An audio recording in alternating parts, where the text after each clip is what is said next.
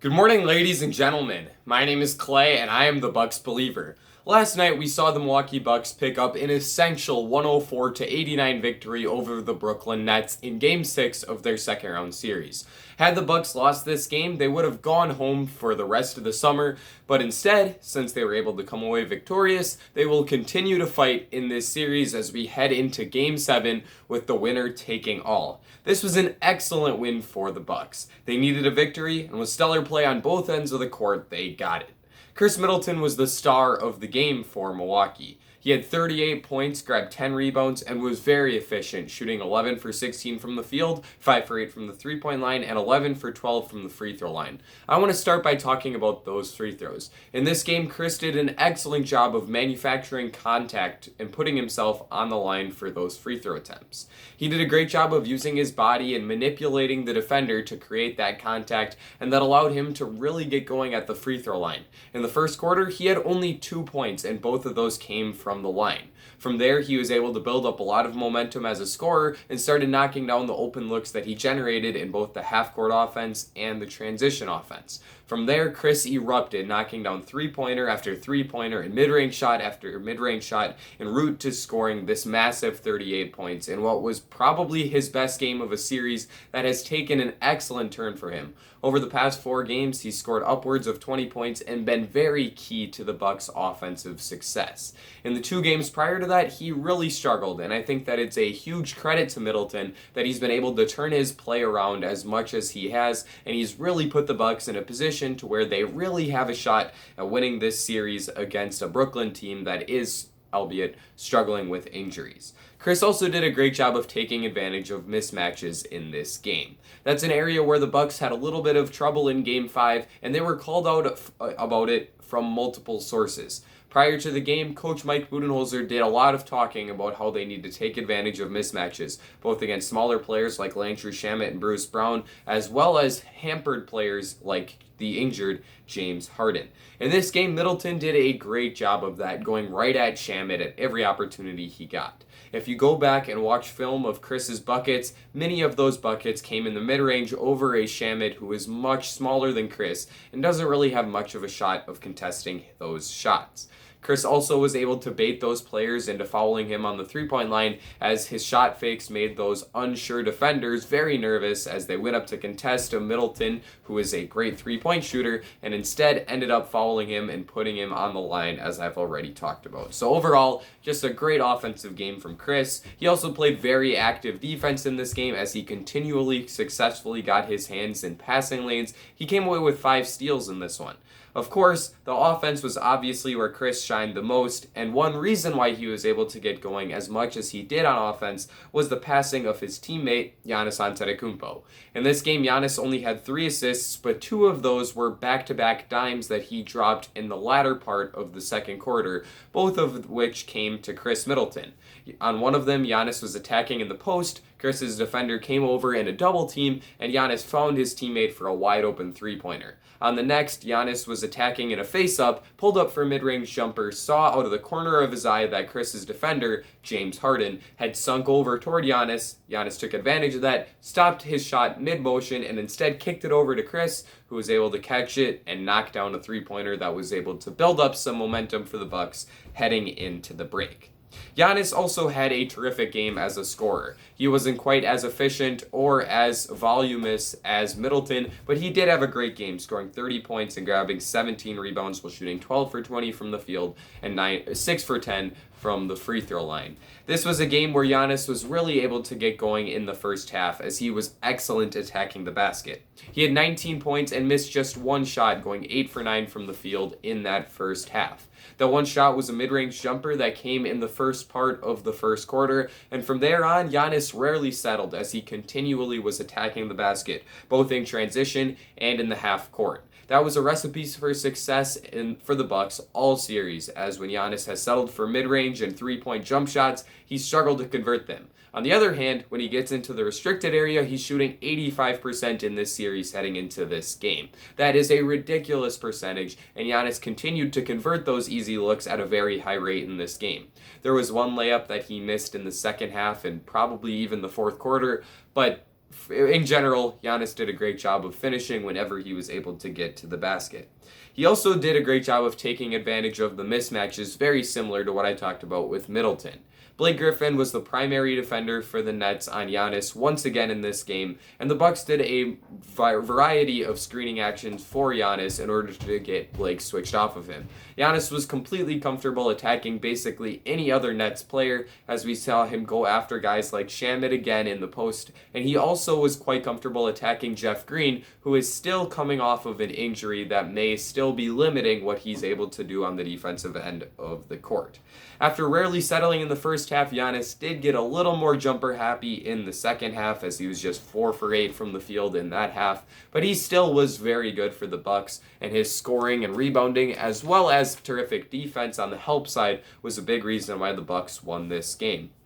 The third member of the Bucks' big three, along with the guys I've already talked about in Middleton and Antetokounmpo, is Jrue Holiday. And Holiday had a decent game, although there's one key adjustment that he could make that would make him play even better. In this game, he had 21 points and shot 7 for 11 on 2-point field goals. Jrue was really effective whenever he was attacking the basket, especially in the half court, where he was able to use ball fakes and his body to maneuver around the Brooklyn rim protectors, who are not the strongest shot blockers, and Jrue took advantage of that and was able to get to the basket time and time again, and when he was able to get there, he used fancy footwork in order to maneuver himself into a position where he could easily get up an uncontested layup.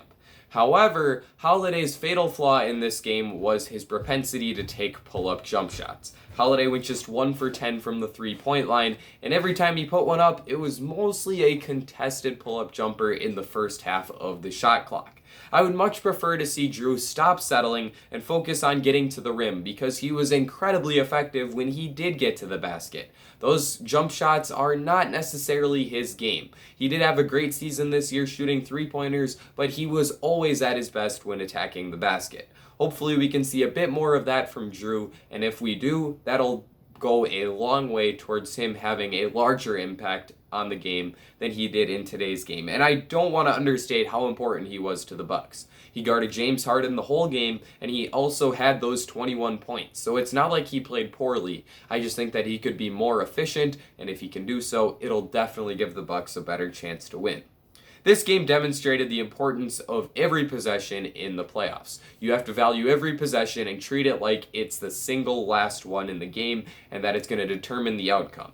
In this game, the Bucks did that and the Nets didn't. Milwaukee out-rebounded Brooklyn 51-39, including 15 offensive rebounds. That alone gave Milwaukee a huge advantage in terms of how many sets they were able to run. In addition to all those offensive rebounds, the Bucks also forced Brooklyn into numerous turnovers, as the Nets had 16 of those. Brooklyn failing to convert on the offensive end of the court and failing to grab defensive rebounds whenever they could get a stop was a key reason why they lost this game, and Milwaukee's emphasis on maximizing the output in every possession was a key to their victory. One player in particular who struggled with those turnovers, as he had 7 of Brooklyn's 16, was Kevin Durant. Durant has been a bit turnover prone throughout this series, but this was the worst of the series for him, as he had 7, as I said before. A lot of the credit for that goes to PJ Tucker, who was putting a lot of ball pressure on KD, but I also give Coach Mike Budenholzer a lot of credit, as he had the help defenders, guys like Khris Middleton and Jrue Holiday, doing a lot more helping off of their guy, and those guys came away with a lot of deflections and steals, as Khris had 5 and Jrue had 4, because of the aggressive defense that they played helping off of Durant, and they also were great recovering back to their man and knocking away the passes when KD threw the ball away. KD was great in this game, but he does have to limit the turnovers a bit more. He also had 11 rebounds and was really the only Brooklyn player who was a consistent source of rebounding for the Nets in this game, but obviously the biggest area in which KD's going to make an impact is as a scorer. In this one, he had 32 points, but it wasn't as efficient as you would think, especially considering he shot 50% from the field, which is usually an excellent number. In this one, it took KD 30 shots to score 32 points. So he scored more points than he took shots, but that ratio is much closer than where it was in last game, where he had 49 points on 23 shots. The biggest reason for that was that Durant shot only 2 free throws, both of which he actually ended up missing, which is quite surprising considering Durant shot around 88% from the free throw line, if my recollection serves me right. In this game, PJ Tucker did a great job of playing physical defense without fouling. His defense has been a key on Durant in this series, and he was a plus 30 for the Bucks in this game, which was the single best mark for any Buck, or any net for that matter, in this game. And that comes despite him having limited offensive output, as he had only 3 points and shot only 1 for 5 from the 3-point line in this game. The job he did on Durant was fantastic, as he continually forced KD to take contested jump shots, and while Durant is fully capable of making those, as he did many times in this game, including some 3-pointers in the fourth quarter that were absolutely mind-blowing, Durant also had a run of mid-rangers in the third quarter that were mostly all difficult shots, and most of them went in. So this was a great scoring performance once again from Durant, but Tucker made him much more inefficient than you would expect, and that defense from PJ has been huge for the Bucks in this series. I hope to see him continue to work in that fashion as the series goes on. I guess it's not really going on past Saturday, so in Game 7, we need the same kind of defensive output from PJ Tucker. Durant's partner in crime, James Harden, had a much better performance in Game 6 than he did in Game 5, but he still clearly is not back to 100%. He played 40-plus minutes in this game, but was only able to muster 16 points and 7 assists. He was efficient, shooting 5 for 9 from the field and 3 for 6 from the 3-point line, which is a huge improvement set from his 0 for 8 performance in Game 5 from beyond the arc. But he still wasn't able to handle the ball and do as much as a scorer as we're used to seeing from James Harden, who has been one of the most prolific scorers in the entire NBA over the past few seasons. He was able to get to his signature moves as his step back was going in this game. He hit multiple of those over the Bucks' longest defender in Giannis Antetokounmpo, and Giannis was clearly having a bit of trouble defending Harden on switches. Harden also was able to get to his floater, as on a couple occasions the Bucks really overplayed the step back and stepped all the way behind Harden to prevent him from getting to that step back. In that case, James simply put his head down, got into the mid-range, and flipped up a little floater over the shot blocker, and that resulted in some buckets for James. So even though he wasn't at 100%, he was still able to help the Nets out on offense and was a sidekick to Durant, to be sure. He also was better on defense than you would expect from someone who is as clearly hindered from an injury as James is. The Bucks were trying to attack him in mismatches, and that was a goal that they had coming in. Whenever Jrue Holiday and Khris Middleton were able to get Harden on him, they were trying to isolate. James did a great job in those situations, though, as he came away with 4 steals and had active hands, knocking away the ball whenever those guys got a little careless with their handle, and he also didn't allow them to get around him, as he forced Holiday to settle for those pull-up threes that I talked about before, and he also was able to prevent Jrue from getting to the basket, which is obviously where he's been the most effective in this series. Harden's not yet at 100%, but as he continues to move in that direction, it makes him a bigger threat to the Bucks. The non-Durant Harden Nets really struggled in this game, as they shot just 4 for 16 from the 3-point line. Brooklyn needs more from those guys, particularly Joe Harris, who had just 9 points on 4 for 9 shooting in this game, continuing a trend of quiet nights for Joe in this series. He's got to step it up in Game 7. I want to conclude this video by talking about Coach Mike Budenholzer, as I did in my video after Game 5. I thought that this was a really nice game from Coach Bud. He didn't make any panicky adjustments after a fluky shooting performance from Kevin Durant in Game 5. He continued to stick with his defensive game plan on KD, with PJ Tucker as the primary defender, and it completely worked out. PJ was excellent, as I said before, and Bud deserves a lot of credit for not freaking out and putting someone who would be a bit more uncomfortable, like a Jrue Holiday or a Khris Middleton or even a Giannis, in that position, as PJ continued to do an excellent job of guarding Durant. Coach Bud also put Giannis in a position to attack instead of settle in Game 6, which was a big improvement over what Giannis had done so far in the series, as he had taken multiple three-pointers in every game leading up to this one, and tonight he didn't take a single three-pointer, although I guess I should say last night because I'm recording this in the morning. but also cut the rotation down to 6 players in the second half, which is a key decision.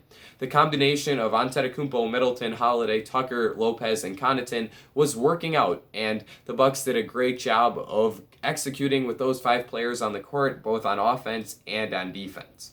Now we head to Game 7. The winner takes it all. The Bucks must continue attacking the basket and playing strong defense in order to win this game. If they can do each of those 2 things, Milwaukee should be able to win. As they showed tonight, the Bucks are better than the Nets when Brooklyn is without Kyrie Irving. Now the Bucks just need to pick up one more win and they'll be back in the conference finals. Thank you for watching this video, and be sure to leave a like and subscribe if you enjoyed it. Let me know in the comments section down below what you thought of this game. What a crazy night from Khris Middleton. I just want to say that one more time. I think that I've covered everything that I wanted to cover, so that's going to be it for me. Ladies and gentlemen, I will see you all again very soon.